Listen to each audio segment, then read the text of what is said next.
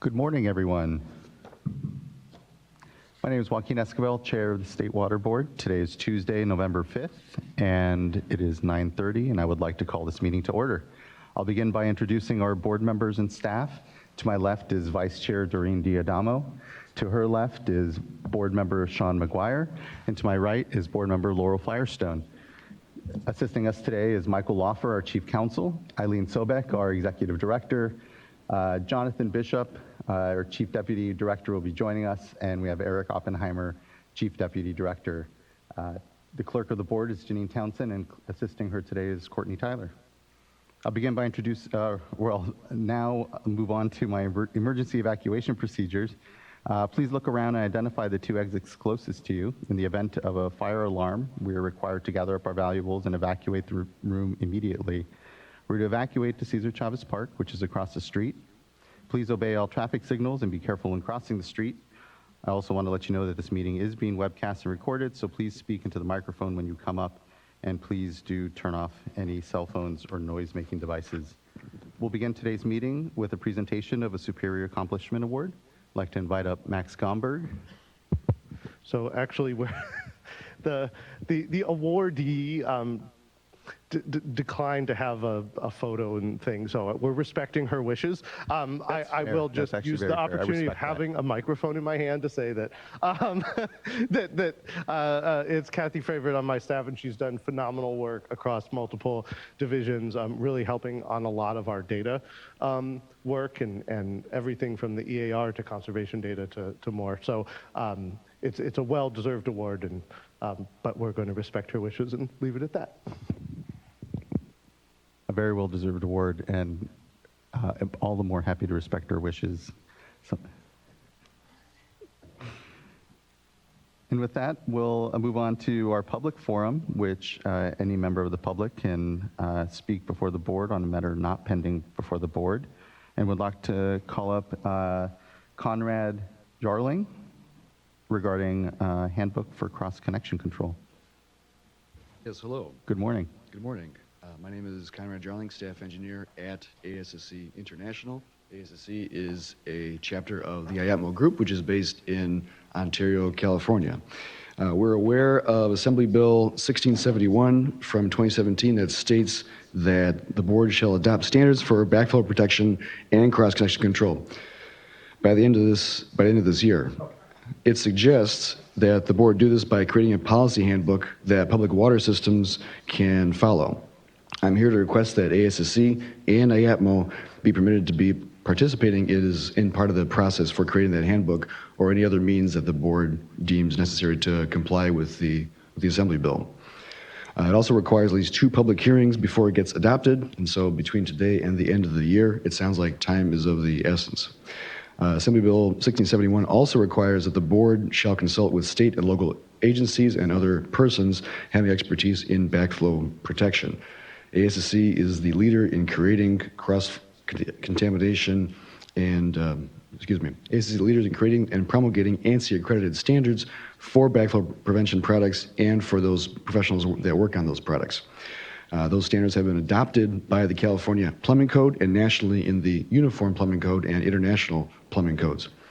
We have over 250 individuals certified as backflow testers in the state of California, and over 20,000 people nationally.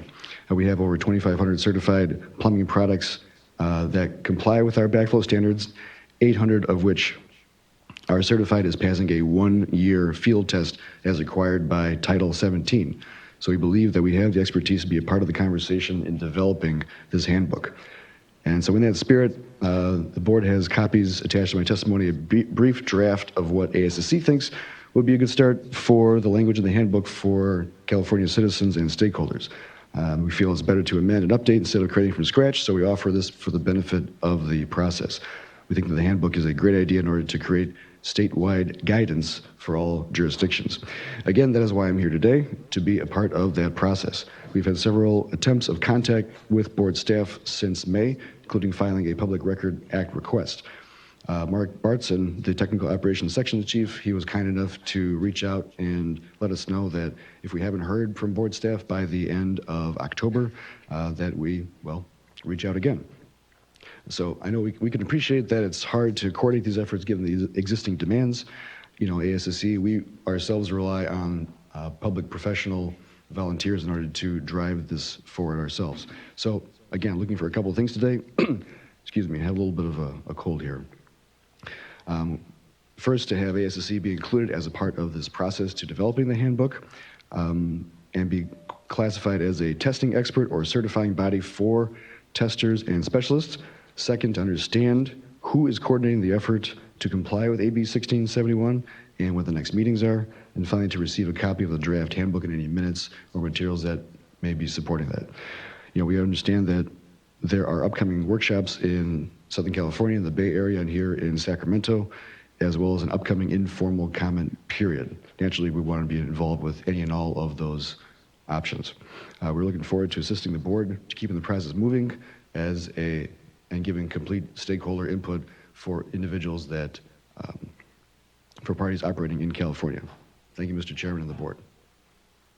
Thank you, and really appreciate the offer of cooperation and resources and around the discussion. And so I would ask maybe Ms. Sobek, do we have an item, is there space in the executive director's report to just give an update of where we are and who the point of contacts are for the program, and maybe just enumerate whether it's the workshops that are coming up on backflow prevention or what the timelines are? Maybe just a quick update, given that I know there are a number of other legislative mandates that we get, and sometimes we try to make those timelines. And I think on this one, given the need to necessarily have them done by the end of the year, I'm not sure we are. Yeah, I don't know if there's any update now, but.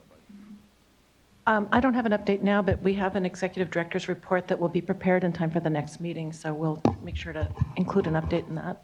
Okay, thank you. I really appreciate that. Thank you for bringing it to the attention. Thank you, Mr. Chairman. Thank you.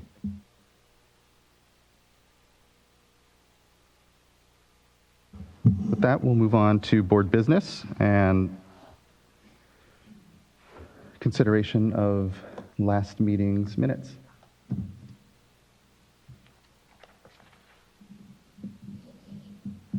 I understand there's a change in the minutes?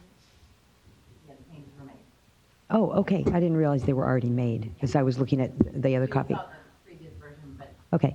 Member McGuire made mention to change something. All right.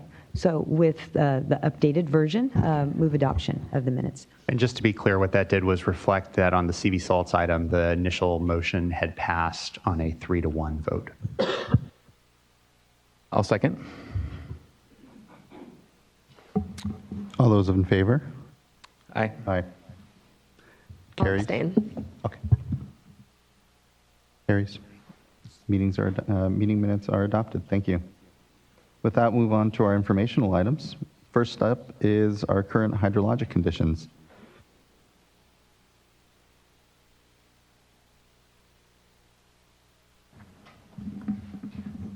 Mr. Demchek, give us good news. Yes, good morning. My name is Vadim Demchik, engineer with the Division of Water Rights, and today we have a new face, Michael Macon, environmental scientist with the division.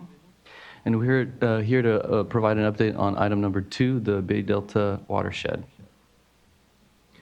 So here's a look at precipitation for Northern Sierras. We are at 8% average, 0.3 inches in the lower left-hand corner. Still a very small number there. It's hard to see. In the Central Sierras, we are at 0. We're still waiting for that precipitation to come. And for the Southern Sierras, the same story. We are at 0 for now. Here's a look at reservoir conditions throughout the state. Most reservoirs shown here are above historical average, aside from, of course, San Luis right now and Lake Paris. And we definitely have to give credit for a wet year and a good amount of snowpack for these numbers, and we'll see how things play out as months move on.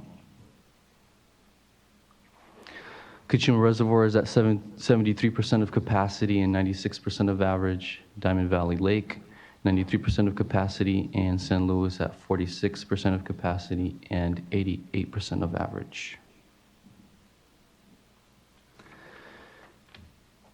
We have abnormally dry conditions on the eastern edge of California, shown in the yellow. And of course, we know that there's fires in the greater Los Angeles area right now. Oops. Since our last update, the Colorado Basin drought conditions showed a substantial increase in moderate drought and severe drought. And so some form of drought is covering almost the entire Colorado Basin. Here's the official outlook coming from the NOAA Climate Prediction Center. The 8 to 14 day outlook is showing probability of above average temperatures shown by the red color. And for precipitation, as of November 1st, the short-term outlook is showing a higher probability of below average precipitation across California. And this concludes our presentation, and we are available for any questions. Any questions from fellow board members? Thank you, as always. Much appreciated.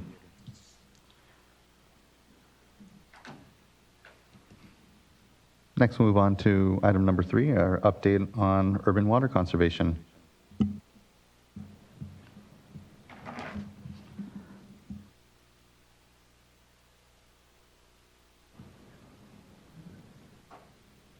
Good morning, Board Escobar and members of the board. My name is Kathy Freevert. I'm a senior environmental scientist in the Office of Research Planning and Performance, and I'll be giving the urban water conservation update for September 2019 that was prepared by my colleague, Yelena Hartman. This has the information on water use by our largest water systems, those that have more than 3,000 connections.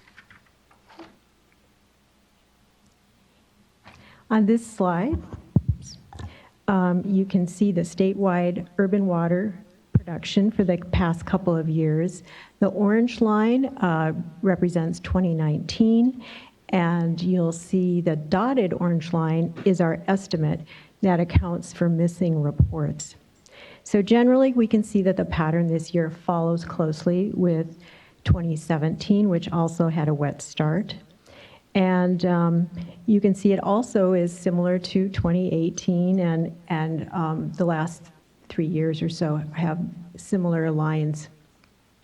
So in a way, this is showing us a baseline of a non-drought situation. Our next slide here shows the statewide average residential use. You'll see that we're at 110 gallons per person for September 2019, and this is within the range of 107 to 111 gallons per person per day, estimated for September in the last 3 years.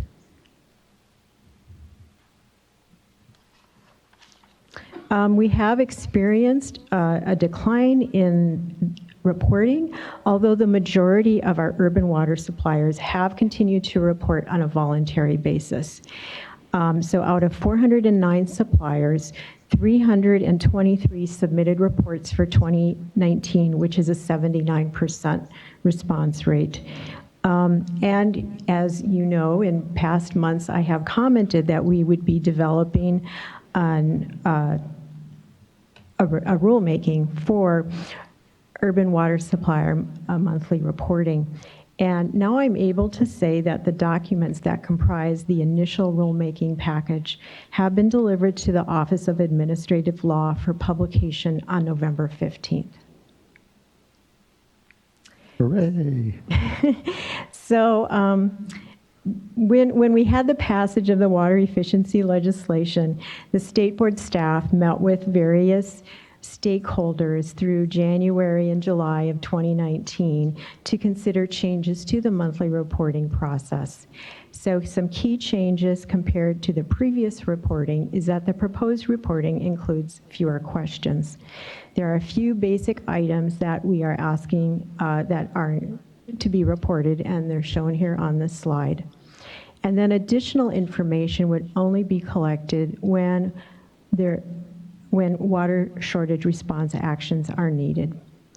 The proposed regulatory language also acknowledges that in the future there may be other reporting options that can be utilized to streamline data reporting, and the board may allow reporting through other equivalent means that give us time-sensitive data. This is a basic timeline for the regulation adoption. Of particular interest is that the public comment period is from November 15th through 12 noon on December 30th of 2019. And these dates are without a workshop and additional comment periods. So if we add those other things, it could be extended a little longer than that. We do look forward to working with our stakeholders on streamlining reporting over time. That will occur over several years, and steps being taken through these changes lay a foundation for that work. And we will be posting information. Our website has this updated, and we'll be sending out an email distribution list today on that. So some next steps: advance the rulemaking for monthly reporting. We want to continue to encourage the voluntary reporting, and we will release the monthly data that we receive and keep posting that at our website. And finally, as a reminder, as we get rain and it's cooler, you can adjust the irrigation systems and sprinklers. And that's all. Do you have any questions? Thank you so much, Ms. Freevert.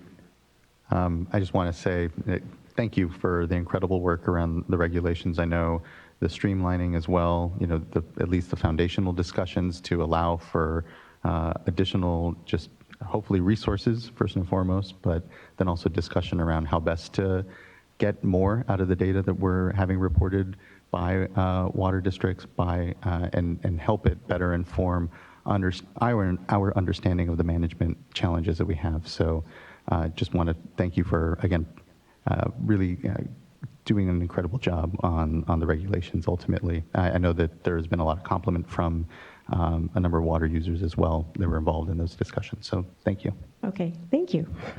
I was wondering if you could go back to slide 3 just for a moment. These slides don't, slide 3? Huh? Okay. Yeah, so I was just taking a look at this, and thank you. It is helpful to have the information on a monthly basis, but when you mentioned that, in your estimation, we're encountering a kind of a new baseline for what a wet cycle looks like, I just also wanted to point out that if you look at the year 2016 data, particularly for the summer months, May, June, July, August, as compared to 2019, the numbers are actually very similar. And 2016 was, it was still a dry year. We were still in the drought. And so I think what that shows us, I don't know for sure, but I think that what that shows us is that Californians have continued to conserve water diligently.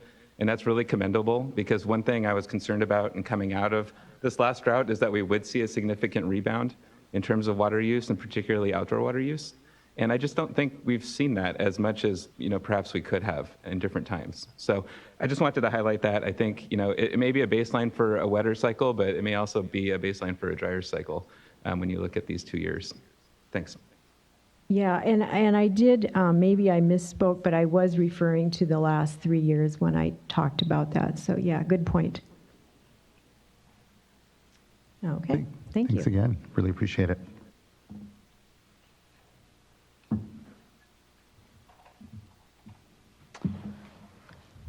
Next, we'll move on to item number 4, which is consideration of a proposed resolution to form the advisory group for implementation of the Safe and Affordable Drinking Water Fund.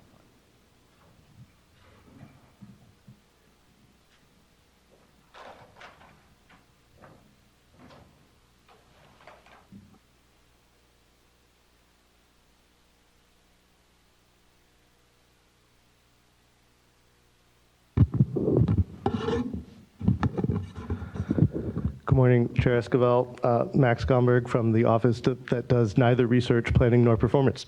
I want to just start with another recognition that I neglected to mention at the outset, which is that Kathy is retiring at the end of this year, and so we will greatly miss her and the great work that she has done. She shouldn't have been given an option about the photo then. Today, I'm here with Jessica Bean from our Public Participation Office, as well as Julia Nick from our Chief Counsel's Office, to talk about the Human Right to Water Advisory Group that the board will be forming as part of SB 200 implementation. And we're going to go through, and I'll note that at the end, we've got a slight tweak to the resolution that Julia will go through that language. Oops. So the statute requires the board to form this advisory group and lays out its basic function and composition. So the basic composition is listed there. There are 6 categories of participants or entities that are required to be part of the group. We're looking to form a group that is probably between 15 and 20 individuals. From those 6 categories, I'll also mention that we are in talks with various organizations to see if we can also add Native American representation to the advisory group. And as it notes at the bottom there, there is an application period for those interested in becoming members of the group, and that's November 15th. So it's coming up, and we encourage everyone tuning in who's interested to submit an application. It's a 1-page form, so it's pretty quick. All right, I'm going to turn it over to Jessica. I should note that it's a 1-page form back and front. And it's on the Human Right to Water portal if anybody wants to access it. There's an English and a Spanish version of that. So the advisory group's primary function is going to be to provide feedback on the annual fund expenditure plan, but there's also some other implementation elements that we are looking for feedback on. So the needs assessment, the administrator policy handbook, the workforce development, and just metrics, how we're measuring our progress on implementation. What the resolution includes discusses the group charter that would be developed. We're looking at this point at staggered 2-year terms, which means that the first group of group members about half, I'd say, would be there for 2 years, half would be there for 3 years. So then every year, as we have turnover, we can always have people filling in those different segments. And we're looking at quarterly meetings around the state. They'll have webcasting capability, translation. We're looking up to 4 times a year, but these will be open to the public. We'll have opportunities for the public to comment at those. We're also looking at our options for video conferencing. We're not sure how that would work at this point, but it's something we're looking into. The selection of the group would be by the executive director. And as we've been in discussions, as Max was mentioning, with different stakeholders, there's been a discussion over whether or not we should have alternates for the group. And so that's something that we can do a couple of different ways. We could do that the traditional way. We could also just offer more seats for community members, because that's really the biggest concern that we're hearing is if a community member can't make it, what would they do to have representation? So that's something that we're looking for guidance on. Just to let you know, because this is a voluntary commitment, we can offer travel reimbursements to the members, but they cannot already be receiving compensation from the board through a grant or a contract or something like that. And then the members do have to provide their social security numbers so they can receive the reimbursements, and their names and reimbursement amounts will be listed publicly. We won't have confidential information as mentioned here, but we just want people to understand that that's how that works to get the reimbursement. And I think I'll go back to Max. So we're trying to get these initial meetings scheduled. Pursuant to the statute, the initial fund expenditure plan is due July 1 of 2020 and annually thereafter. So we're thinking probably to start with quarterly meetings, as you see listed there. The first one, we've got the date nailed down, which is December 12th here in Sacramento. So we'll be noticing that soon once we get the group formed and get everything ready for that. And then again, with that, as you saw on an earlier slide, we'll probably be providing information not only about the policy, which precedes the fund expenditure plan, but also about some of our other deliverables, if you will, under this initiative, including our needs assessment and some of our other work. So that's the gist of it. I'm going to, as I mentioned briefly, we've got one little tweak to the proposed resolution having to do with the issue of staggered 2-year terms, so that we can start with part of the group on for 2 years and part on for 1 or 3 years.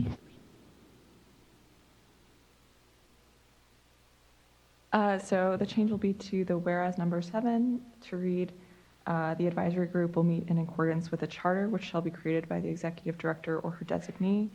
Advisory group members will serve staggered 2-year terms, with a portion of the initial cohort serving 1 or 3-year terms. And the last thing to note, we did get a request this morning from one of the NGOs to, if we could, to maximize the ability of participation, to either do video conferencing, as Jessica mentioned, or to hold meetings nights or weekends, so that people who have day jobs can attend. Yeah, nights or weekends, I think, something that the executive director and I were just talking about the other day, about really important to start to really provide those. I mean, most people can't take work off to be able to participate in these sorts of things, so it can be a meaningful adjustment on our part.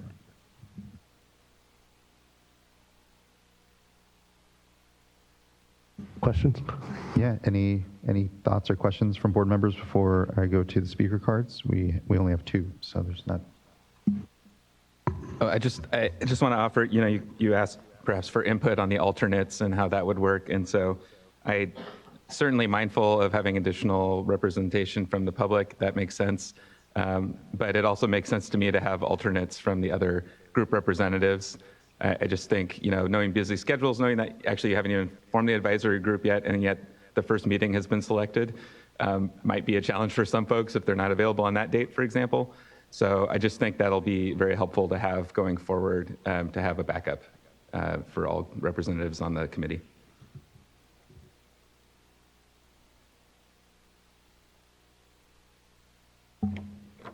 Any other thoughts? I'd like to call up Michael Claiborne from the Leadership Council.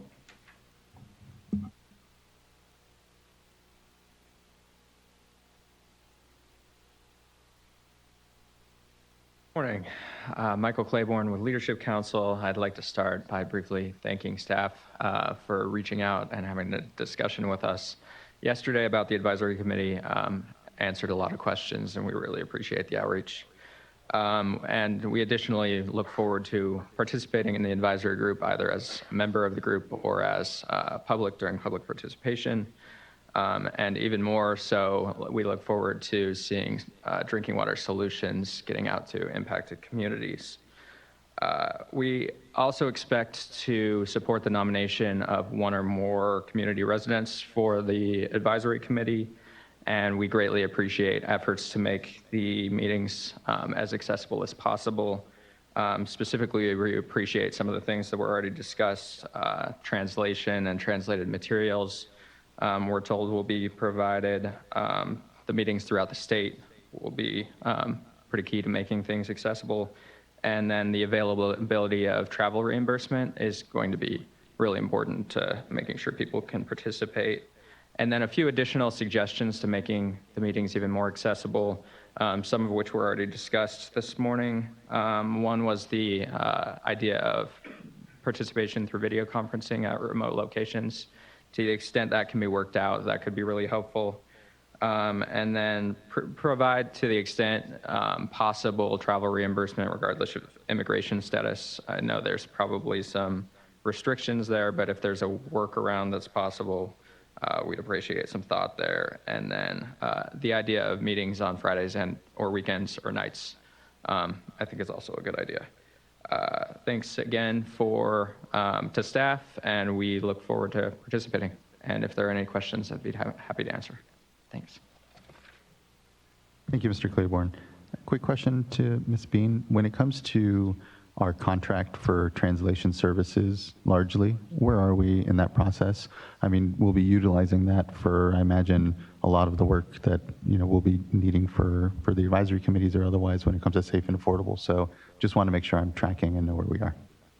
Yes, we have a contract to the end of this year, and then I believe that our next contract has been moved up for us. So it looks like we'll have that at the beginning of the year. Really appreciate that. Thank you. Next, I'd like to call up Melissa Sparks-Krantz from the Association of California Water Agencies. Good morning. Good morning, Chair and board members. Thank you so much for having this resolution today on the agenda. Melissa Sparks-Krantz with the Association of California Water Agencies, just wanted to express our strong support for the advisory group. We feel like this is a critical opportunity to engage diverse stakeholders to really contribute to the implementation of safe and affordable drinking water solutions. And we strongly support that the advisory group include the other, not just the fund expenditure plan that's associated with SB 200, but really includes the other pieces for implementation, such as the needs assessment and the administrator handbook. So thank you so much. We appreciate the staff moving very quickly to schedule the first meeting already in December. We're looking forward to opportunity to engage. Thank you. Thank you. Yeah, I know the timelines are tight here, but we're wanting to move quickly to be able to have meaningful input in this, particularly this first year, this critical year of the program. So thank you.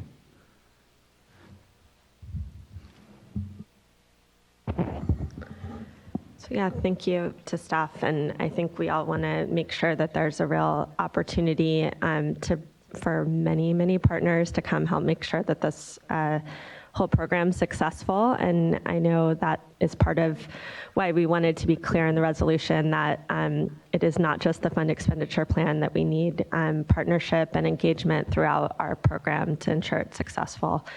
And I think, I want to emphasize that these meetings are public, and even if a representative or an agency or organization or individual isn't officially on the advisory committee, just to really encourage folks to participate. These are public meetings. You have just as much opportunity to participate whether you're officially on the advisory board or not. And so really the intent of staff and this whole effort is to provide a broad, diverse opportunity for diverse stakeholders to engage. I do think, given that it's important to make sure that we particularly focus on access for low-income residents and residents in these communities in terms of travel reimbursements.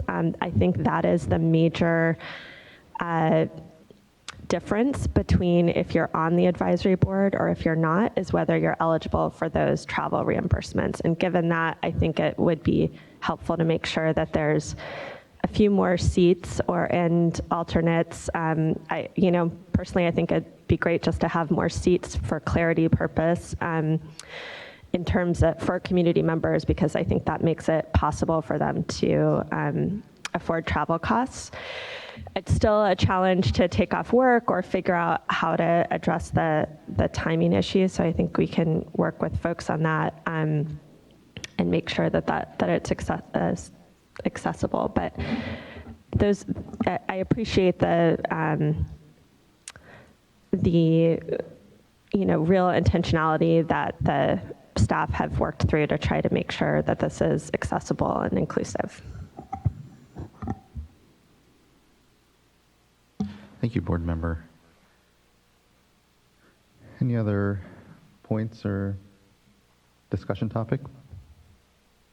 I'll entertain a motion then. I'll move with the changes for adoption. I'll second. All in favor? Aye. Aye. Carries, and motion is adopted. Thanks again to staff for the great work, and look forward to just continued great work as well. Thank you. We'll just move on to item number 5. A proposed framework for regulating direct potable reuse in California. some of the most exciting work that we're doing, actually. Hard to say what's favorite amongst the voluntary agreements.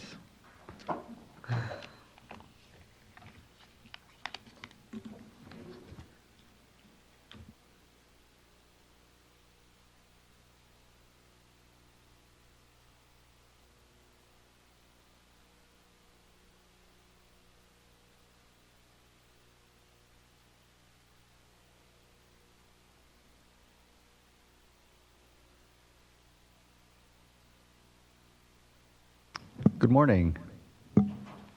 See Mr. Barnard. So we were going to be introduced by Darren, but I don't see him, so we're just going to wing it. We'll just get started, if you guys are okay with that. Yeah, you'll be able to introduce yourselves just fine, and it's good to see you again, and thank you. Nice. I hope that today's PowerPoint might have at least one animation or two. You always were the most creative of all the PowerPoint creators, Mr. Barnard, so good to see you again, and One or glad two to have you slides here. of it, Okay. Glad to have you here. Good morning. All right, good morning. So my name is Randy Barnard. I'm the Recycle Water Unit Chief for Division of Drinking Water. And then when I turn it over to Bob Holquist, I'll let him introduce himself. So we'll just get started. So this second edition of our DPR framework provides an update on how we propose to develop the DPR criteria. It's the result of an extensive evaluation of potential DPR projects and various criteria concepts that control the risks. The revision includes a new chapter on the regulatory approach, an update on the consideration of drinking water treatment plants, a new subsection on aesthetic issues, and clarification of various terminology that we use in the document. The concept of developing a framework for DPR originated in the 2016 report to legislature on the feasibility of DPR. In that report, we suggested the need to develop a common framework across the various types of DPR. Now, this would help avoid discontinuities in the risk assessment and management approach as more difficult conditions were addressed. Well, the industry, they read our report, and they liked the framework idea, so they created AB 574. This bill specified several things: that DPR should include raw water augmentation and treated water augmentation as defined in the bill. It made a change to the surface water augmentation definition. It required the adoption of raw water augmentation regulations by December of 2023. And it stated that we do establish a framework for the regulation of DPR by June of 2018, which we did. So last year, we presented that to you guys at the board. Now, we're here today to show you our updated framework, which reflects DDW's current thinking on regulating DPR. And as it was just like in the beginning, the main reason for this document is for transparency and to provide a vehicle for stakeholder outreach and comments. And all comments we receive will be used to help us develop our future DPR regulations. So today we're going to quickly review what each section is in the framework, but it's going to be quick because we already talked about this last year. But as we go, we'll slow down and give details around the changes that we've made in the second edition. So the first section is the intro. It's pretty simple, and it talks about the purpose for this document, and it outlines the various bills that got us here. So it's a good read for anybody who wants to get up to speed on where we're at with this. Section 2 explains that the framework will deal with planned reuse, not de facto scenarios or incidental recharge. It's only the planned reuse. It briefly outlines the difference between indirect and direct potable reuse. So you could compare them like apples and oranges. They're both fruit, but there's still some big differences, okay? Which, as most of you guys know, the major difference between IPR and DPR is an effective environmental buffer. This section also introduces some new terms: raw water augmentation, which is the planned placement of recycled water into a system of pipelines or aqueducts that delivers raw water to a drinking water treatment plant; and treated water augmentation, which is the planned placement of recycled water into a public drinking water distribution system. So that's the key differences. Now, section 3 talks about DPR scenarios. and some possible configurations of raw water augmentation and treated water augmentation projects. The challenge we have is developing separate DPR criteria to distinguish between the two types of DPR and still be flexible enough to apply all the variations each type has. In the next slides, I'm going to show you what some of the variations look like. So the first variation of raw water augmentation is a discharge to a natural reservoir. Now, this lake is so small, it doesn't meet the current surface water augmentation regulations that we currently have. So it would then fall under our future DPR regs as a raw water augmentation project. If there's a plant upset, this has a response time of days from the wastewater source to the drinking water supply.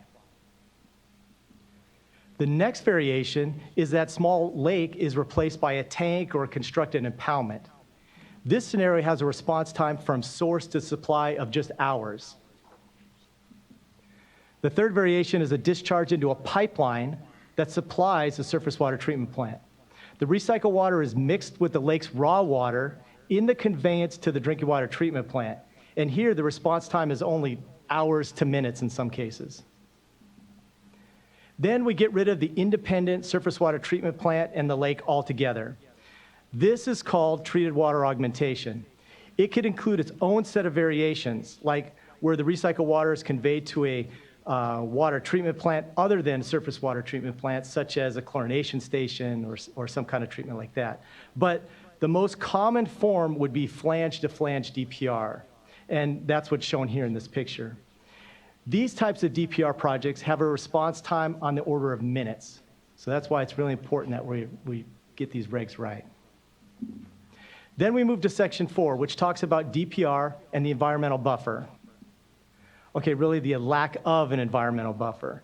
Remember, the presence of an environmental buffer is the key difference between indirect potable and direct potable reuse projects. Now, for the next two sections, I'm going to turn this over to Bob, and he'll walk you through those. Yes, the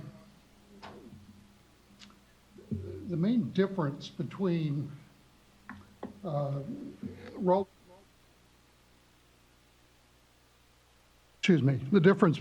water augmentation and treated water augmentation is the presence of the water treatment plant between the advanced wastewater treatment and the drinking water distribution system. The advanced wastewater treatment should include reverse osmosis. So the water treatment plant may be receiving water very different than that for which it was designed, depending on the water blend, the source water blend. We should use a rigorous validation process to assess the contaminant removal efficacy of the water treatment plant, as we now do for advanced wastewater treatment, if the water treatment plant is being used to meet the contaminant removal requirements for direct potable reuse. There are numerous other possible benefits of a separate water treatment plant, such as opportunity to blend with other water sources, independent operation, and transit time through the water treatment plant, which provides opportunity to identify and respond to problems. But those benefits must be characterized in regulation because they may not occur at every water treatment plant. Once we've defined the beneficial features of a water treatment plant in regulation, there is no reason those features can't be met by other means designed into a treated water augmentation project. There's nothing unique about the presence of a water treatment plant, therefore. And we see no distinction between the criteria necessary for raw water augmentation and treated water augmentation.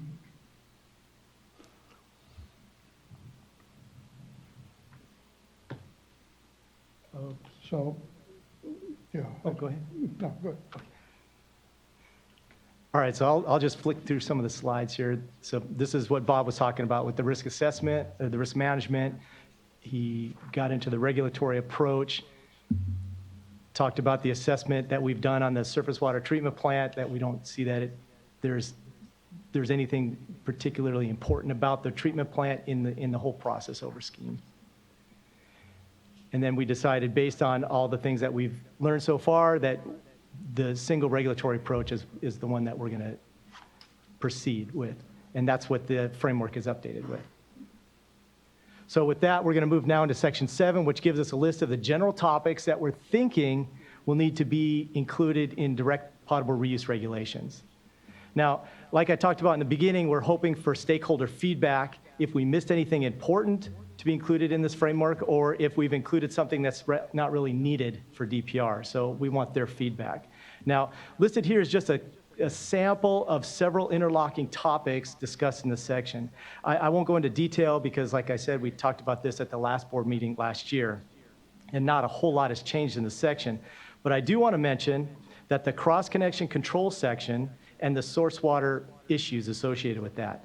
We included this new section to make sure projects think through the effects changing their source waters will have on their treatment and on the distribution system.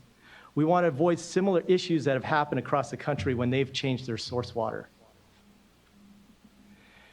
Then the framework uses this section to address other topics that are important but may not fit cleanly into the regulation language. These issues may not fit perfect, but they still need to be considered. Things like inspections, system resilience, operators, public health culture, and surveillance. A new issue we just added into the second edition is that of water aesthetics. Typically, the water from a DPR treatment plant has lower mineral content and is warmer than the other source waters.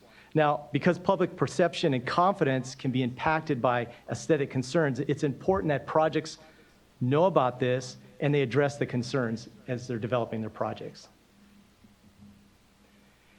Then here in section 9, we give a status of the research studies. These 6 main research studies are being conducted right now. They're all moving forward and slated to be completed by 2021 timeframe, which will give us time to incorporate the findings from these studies into our regulatory package. And if you or anyone else in the audience wants a detailed status on these projects, the Water Research Foundation will be holding a webcast on the 7th, so in 2 days, with many of the project chairs from these projects in attendance. Signups are on their website, and we also sent out the registration information via our LYRIS lists to everybody who was signed up that way. Then we move to the last section of the framework, revising the surface water augmentation regulations. AB 574 that required this framework also changed the surface water augmentation definition. The bill repealed the definition of surface water augmentation and provided a new definition for reservoir water augmentation, which included placing recycled water into an aqueduct that supplies surface water augmentation reservoirs. So we're working on those updates right now, and we're planning on about 1 or 2 years to have that revision completed. So as I start to wrap this up, I wanted to let the board know that the framework has turned out to be an effective way to get stakeholder feedback. The official 30-day comment period for this second edition ended on October 9th. But as before, we'll continue to keep accepting comments for the next couple of years as we're developing the regulations. Most stakeholders were happy with what the framework covered and our transparency regarding the regulatory development. And they generally like the new approach we're taking on how we're going to develop the new DPR criteria. So far, we've received 19 comment letters ranging from utilities to environmental groups to members of the public, with over 70 individual comments contained in all that. The comments included everything from requesting more clarification on some of the terms we used, which we'll do as we develop the regulations, urging that we meet the deadlines that were specifically stated in the first round of the bill, which we're planning on doing. Even though we're going to do all DPR in one shot, we'll still try to meet those deadlines. Support of a single regulatory package approach. So a lot of the comments that came in were supporting this streamlined effort that we're taking to get that done. There were some questions regarding how the surface water treatment plant would be validated. So that's something that we're going to address in more detail and be very explanatory in the regulations to move forward with that. And questions on permitting authority.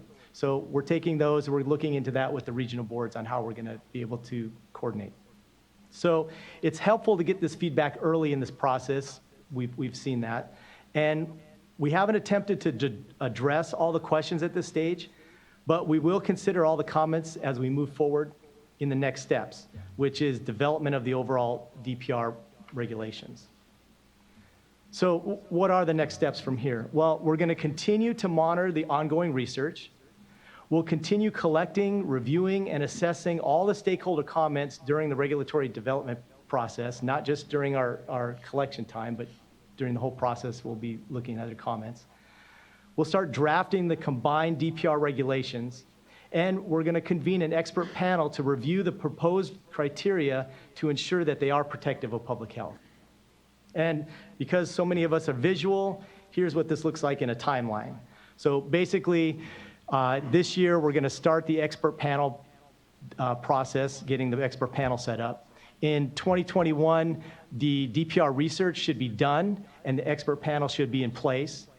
In 2022, the expert panel should be finished and submit their findings to us, and we'll start doing the peer review process. And during the 2022-2023 timeframe, that's going to be the rulemaking, where it goes through the legal process of getting the regulations developed. And what we're shooting for is the adoption of these regulations, not just the raw water augmentation, but the entire DPR package by the end of December of 2023. Now, there's a little caveat that the bill provided us, is that by June of 2023, we can, with the help of the expert panel, take a look and see if our time frame is going to get met. If not, the bill allows us to be able to extend out 18 months. And at that time, we'll let you guys know on how it's going with that. So if anybody wants more information, here's a list of the resources and locations that they can visit. It has the information from today. It has future notification signups for the future documents that are coming out, and links to the reports that we've just talked about. And lastly, here's the email address where stakeholders can send their comments or thoughts regarding the future DPR regulations. And like I said earlier, we're going to continue to accept comments for the next couple of years as we're developing the regulations. And remember, the framework is only our current thinking on regulating DPR. Its main purpose is to provide a vehicle for stakeholders to be able to interact with us and us be transparent with them. So, is there any questions? Just want to thank staff for the real transparent way they've proceeded in the development of the regulations. You know, I think particularly because of the public health element and the necessary protection of it, you know, pursuing these regulations in a very open and transparent way that is synthesizing the best of the available science that we have and the technical abilities within the state is the only way we can really proceed. But we know, you know, whether it's the various Pure projects out there, water recycling projects, Pure Monterey or Pure San Diego, or even say, you know, efforts like say in the Modesto and Turlock area where, you know, recycled water is going and augmenting, you know, surface water deliveries. You know, these are the sorts of projects that really are going to build us the resiliency in our system that we need. And so the careful pursuit of them on the regulatory side that protects public health, but also creates a certainty for the projects to actually move forward is going to be really critical. So just want to thank staff's continued great work. And quickly go to our speaker cards. We have Jennifer West first from Water Reuse, California. Ms. West. Thank you very much. It's a real pleasure to be here on behalf of Water Reuse California. We appreciate and very much support the second edition framework as it sets California on a path to maximize potable reuse in a manner that is both bold and very protective of public health. As you know, potable reuse provides communities sustainable, locally controlled sources of water, which will help meet our state's growing population. And we believe potable reuse and raw water augmentation and treated drinking water augmentation specifically should be a major part of the strategy for making the state's water supply climate resilient. We think it should be a major component of the governor's portfolio moving forward. The proposed actions in this framework will turn DPR from a far-off theoretical water supply source to a real option for California communities. The framework approach is to combine into one expert panel the development of regulations for raw water augmentation and treated drinking water augmentation. And we strongly support this approach and again agree with staff that both sets of DPR regulations can be developed with the advice of the expert panel in a manner that is protective of public health. We also applaud the timeline in the framework, which estimates that the regulations can be completed by 2023, which was in AB 574. We think this timeline, sticking to this timeline, is very important. And this is why we think it's important with this deadline that we immediately begin to assemble the expert panel. And we're very happy to hear that the Water Board is moving forward on that. We're obviously wanting to support that effort in any way possible. In our comment letter, we listed a number of questions and some concerns. One was a clarification on waste discharge requirements. We think it should be clear that they're not necessary to regulate DPR if there is no discharge to waters of the state. There's a minor clarification that drinking water treatment plants treat a variety of sources of water, not just surface water sources, so that should probably be clarified. And finally, while DPR is not expected to create any degradation of water quality in any way, the framework right now has a kind of a blanket statement against degradation, which we think it should just be made to be consistent with the state's anti-degradation policy, which does allow degradation under a few circumstances. So in conclusion, this is truly a groundbreaking document. And for the first time in this country, this is laying the framework for statewide regulations for direct potable reuse. Water Reuse California thanks the staff for this effort. We really thank the staff for this effort. We plan to continue to work with you going forward into the expert panel phase and to the regulatory phase. So thank you for your leadership, Water Board and staff. Thank you so much for your comments and continued collaboration, Ms. West. Next, I'd like to call up Heather Collins from the Metropolitan Water District, Southern California. Morning, Chairman and members of the committee. My name is Heather Collins. I'm the Water Treatment Manager for Metropolitan Water District of Southern California. Metropolitan, in collaboration with 26 member agencies, supplies reliable water to nearly 19 million residents and 300 cities and incorporated areas throughout Southern California. You may have awareness that Metropolitan is currently in partnership with the County of Los Angeles sanitation districts and is embarking on a regional recycled water that, if implemented, would provide a new in-basin regional supply for the Southern California area. The program seeks to replenish groundwater basins in many Los Angeles and Orange counties with plans for direct potable reuse throughout raw water augmentation at Metropolitan's treatment plants in development. A final build-out, that program could produce up to 150 million gallons of purified water, enough to serve 500,000 homes. We appreciate the opportunity to comment on the framework today. We did provide our letter, and we do have a couple of comments that we'd like for you to consider. And thank staff for the opportunity to bring this second edition for consideration. We recognize and appreciate the single regulatory package and streamlining the DPR criteria. We note that the items that Randy mentioned with research and so forth are at various stages. We do feel that raw water augmentation research is a little bit ahead of direct. And so with the dates that are set for 2023, we would hope that you would prioritize raw water augmentation and not necessarily include it as a delay if there's still items to be thought through, or the feedback from the panel comes back that there's more on direct versus raw water augmentation. Secondly, for treatment plants, it was mentioned that in the framework that they can receive pathogen credit removals granted under the surface water treatment rule for DPR.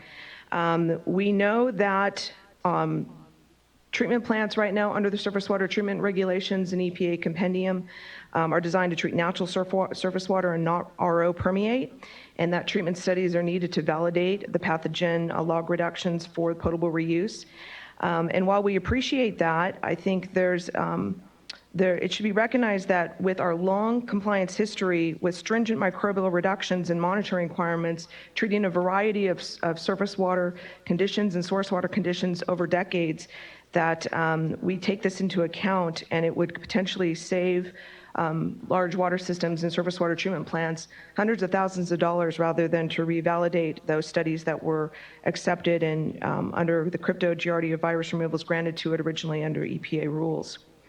Thirdly, we wanted to bring to account that with the single regulatory package, we want to kind of mention that the compliance and monitoring responsibilities for the variety of the raw water augmentation and surface water augmentation projects are a little different. We do know that you may be familiar with the term consecutive systems, where one agency's advanced water treatment effluent becomes another source water for another agency or directly enters finished water distribution systems for another agency. So in absence of drinking water plants, the comment was mentioned that there maybe is no difference. It's sort of difficult for water systems to identify responsible parties for compliance for those projects associated with those consecutive systems. So we would recommend that the Water Board expand its discussion on that DPR framework to include compliance and monitoring framework for consecutive systems under the various forms of DPR.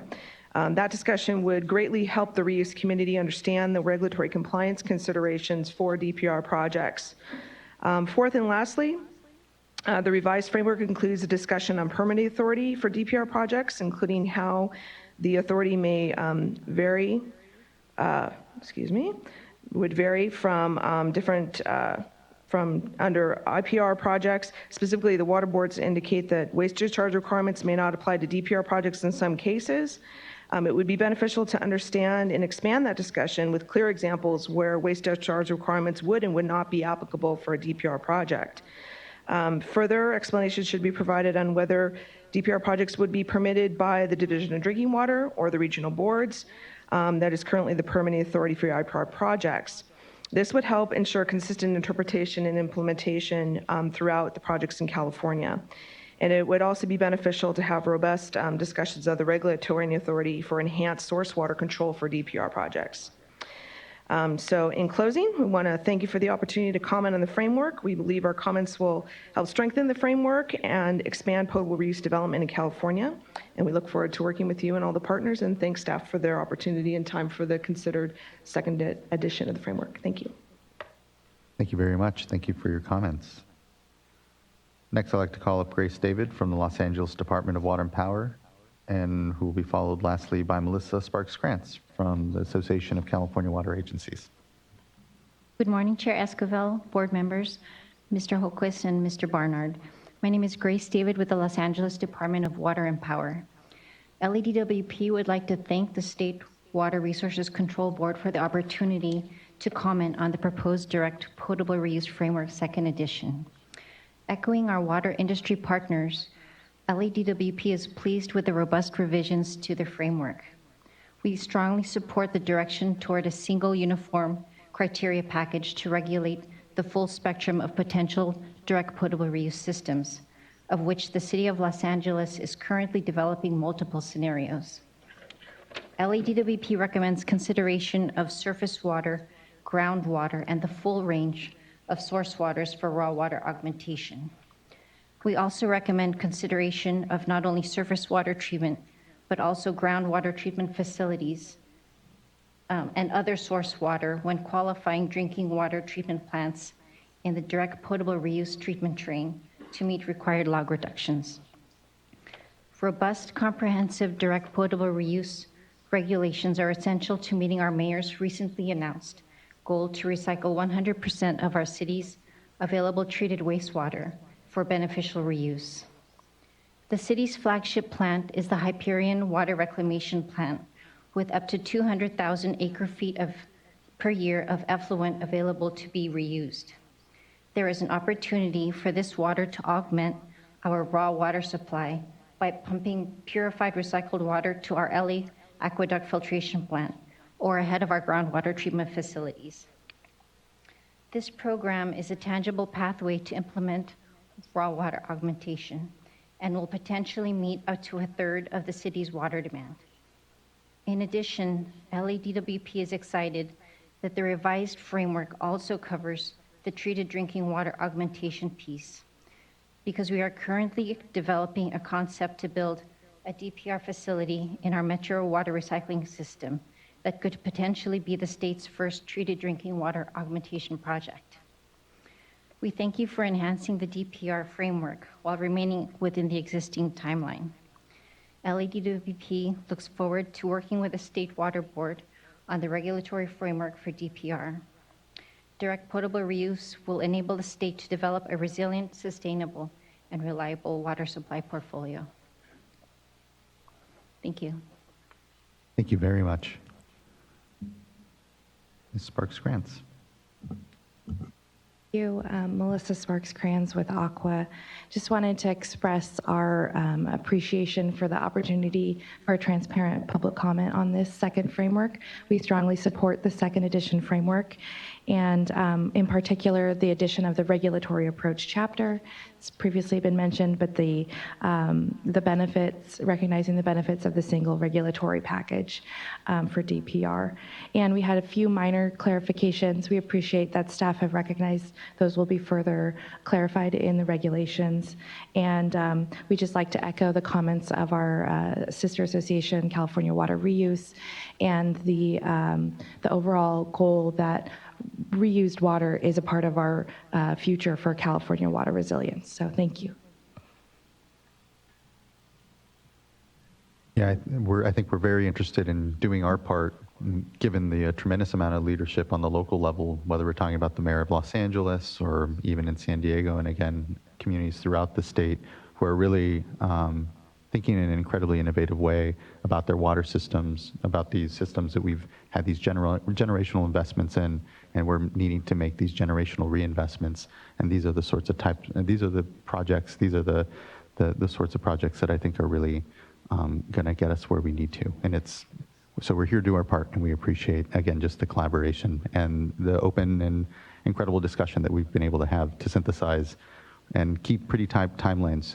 2023 is not far for us here, and there is a lot. So we'll continue to keep checking in and continue to signal if there is a need for resources or wherever we need to do to be able to keep these timelines. Because I know, having had conversations with other, Met, and when it comes to the Carson facility or, the mayor in Los Angeles, others, they'll be building as we're developing these regs. And so we'll also have the benefit of a number of projects that will be a test bed ultimately for what we're developing. So it's an exciting time, and just appreciate everyone's continued collaboration in this space. So any further thoughts from board members?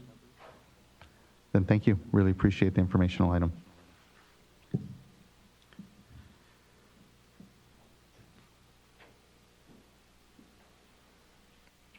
.37, and we are moving over to board member reports.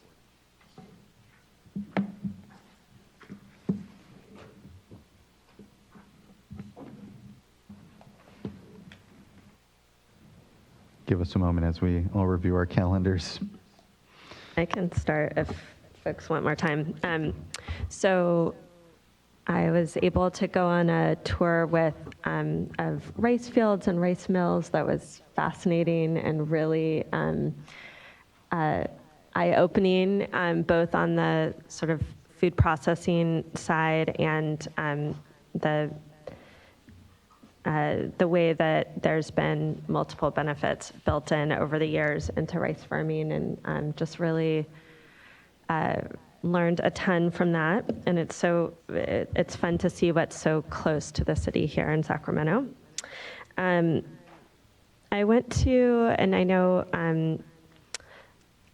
Chair Esquivel was also part of the Water Solutions Network, and they sort of graduated a cohort. I know there's a number of leadership programs within the water sector, Water Education Foundation, and then this is the Water Solutions Network, which is really working to support leaders within the sector that are from different parts of the water sector, different communities, to both support their leadership development and their ability to cross those sectors and silos and work together. And the Water Solutions Network in particular this year was focused on the human right to water. So a topic obviously close to my heart, and just so impressed by the presentations that they gave and the stories they told. So I just hope that, we can continue to support leadership programs like that. They had a number of participants from state agencies too, so I think it's something maybe for water board employees as well to think about participating in. And then I was able to talk and I know other members of the board and staff were able to participate in the FloodMAR conference and talk about our new streamlined permitting process, but also the sort of regulatory frameworks and intersection between water quality and the water supply restoration that recharge projects are trying to do. I know in the coming years, we're going to have to do a lot to capture water in the ground and help recharge our depleted aquifers. And also, as we, the board talked about last week with CV salts, we also have to manage the complexities of water quality and water rights. And so this is something that is a challenge, but certainly a major focus and priority to navigate amongst a lot of stakeholders. And it was great to see there's huge participation in that. I know it's a priority for DWR and many stakeholders. So those are the main topics I was going to share. Thank you.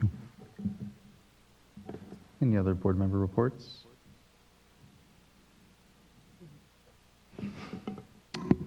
Okay, so a couple weeks ago, got to go to a nice reception that was hosted by NACWA at Match Winery. That was always a good opportunity to engage with stakeholders and talk about some of the pressing issues, particularly on the Bay Delta. And I believe board member Diadamo was there as well. Also had a chance to, I was down for the Santa Ana Regional Board meeting last week, and also had a chance to meet with Orange County Water District and tour the groundwater replenishment system. And so just thinking about much of the topics today about direct potable reuse and really carving a path and being progressive in managing our limited resources, I think Orange County has really demonstrated that. And I know they're just kicking off now an expansion of their facility from 100 million gallons per day to 130 million gallons per day, and that's funded by our Clean Water State Revolving Fund. And so that's very exciting to hear about. And then last thing I wanted to mention, also with board member Diadamo, was a tour with Westlands Water District and Department of Water Resources to see some habitat restoration projects in the lower Yolo area. And it was talking about not being too far away from Sacramento, but feeling like you're in a completely different world. We're in the middle of farmland, driving on a levee. We had to drive, ford through a herd of sheep that were kind of blocking the path. It was surreal, but yeah, I have a video. But anyway, in all seriousness, just taking advantage of natural infrastructure to re-engage, tidal floodplain habitat.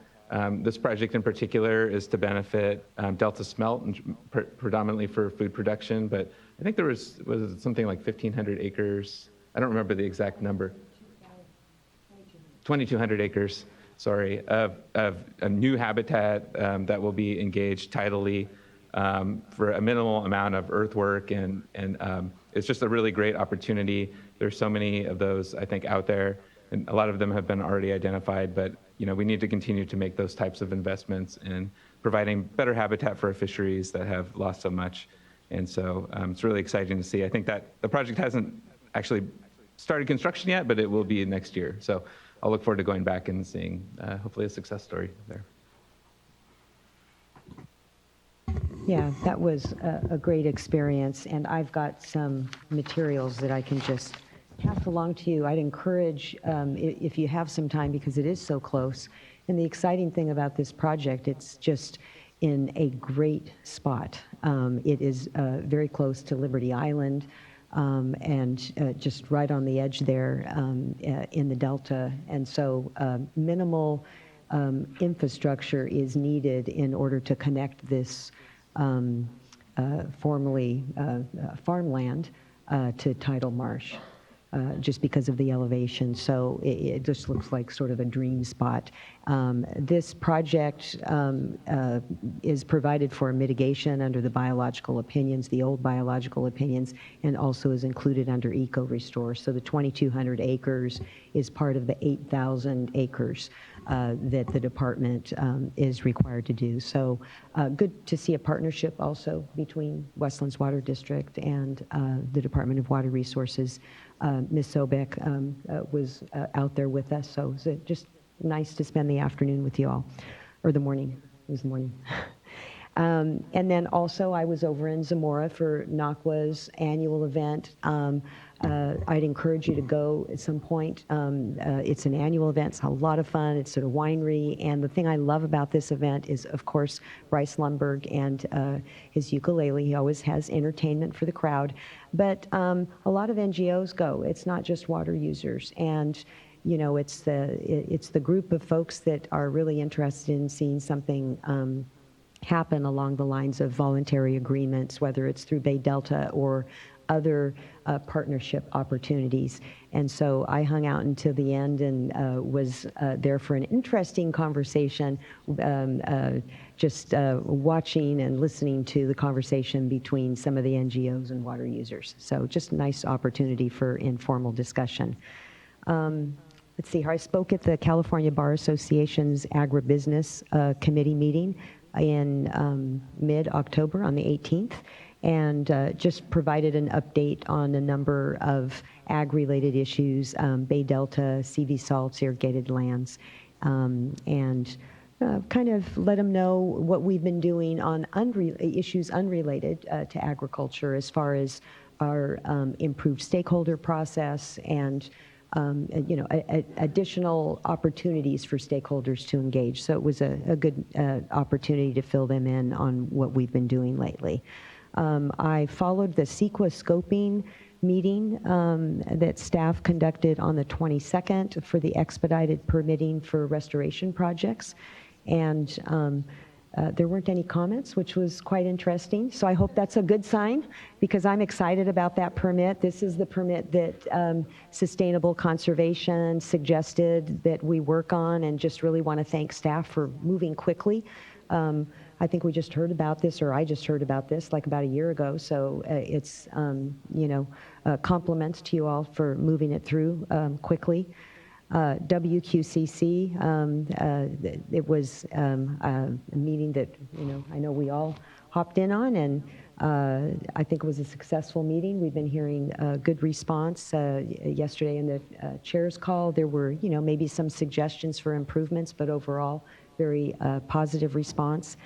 I talked with Region 1. They weren't able to attend because of the wildfires, and they did confirm what we talked about, and that is that those 6 positions have really helped out a lot. So, of course, unfortunately, they in Region 1 have had, you know, this experience and the experience 2 years ago by way of a comparison.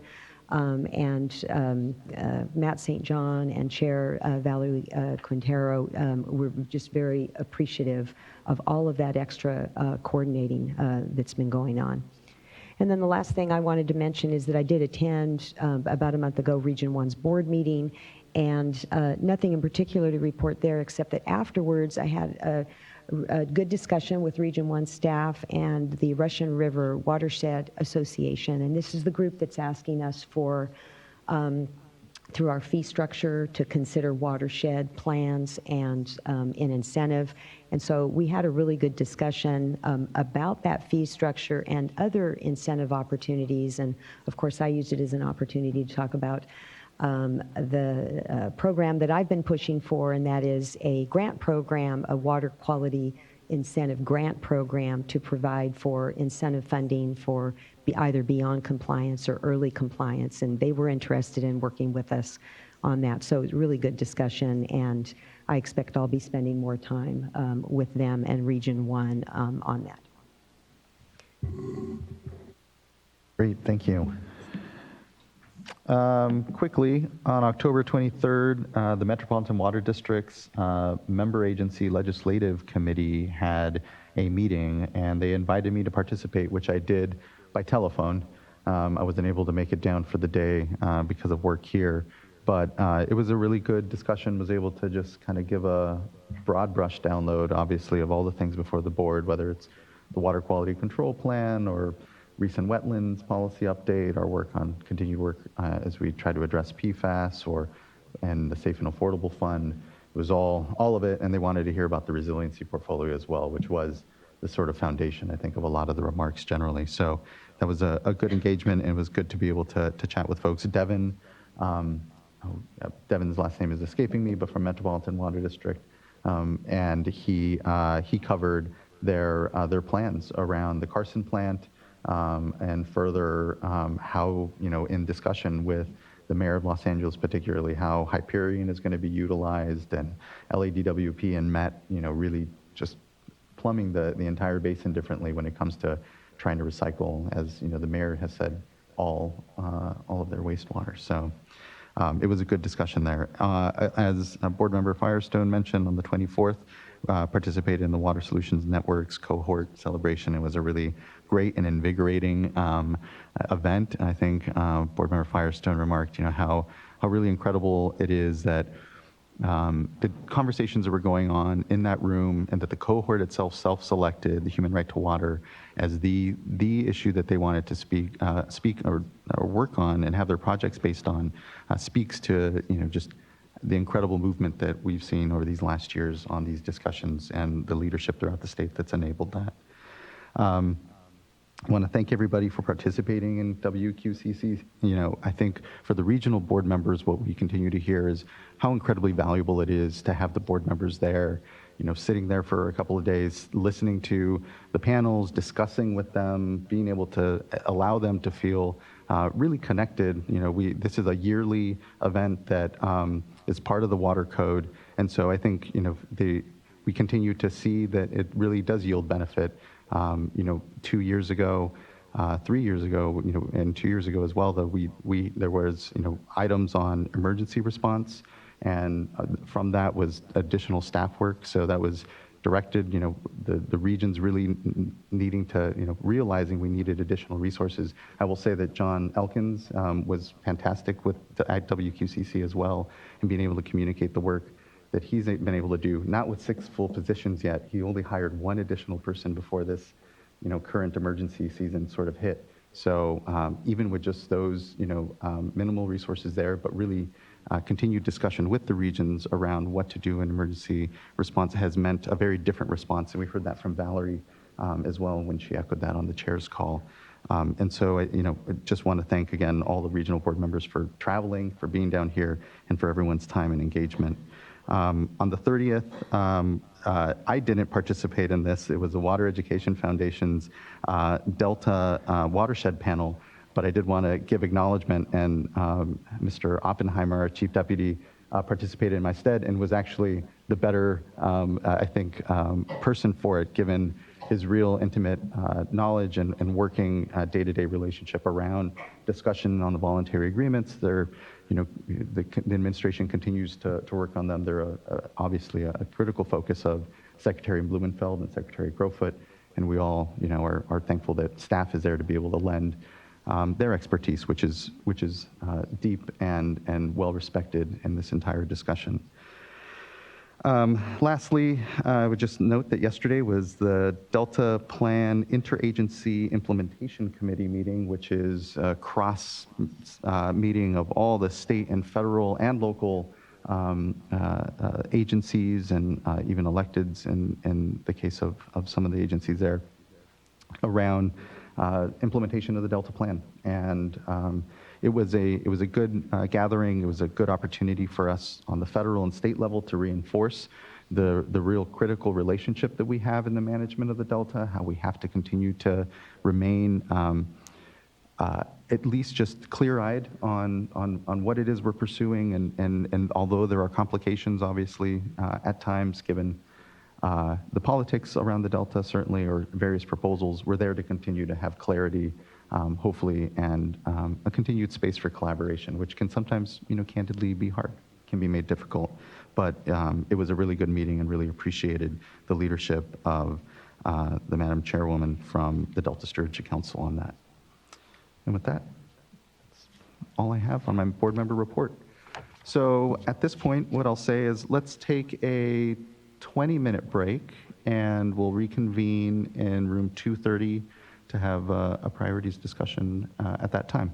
So at about 11:10. And then we'll close at that time. Oh, well, the closed session will be after this item 7.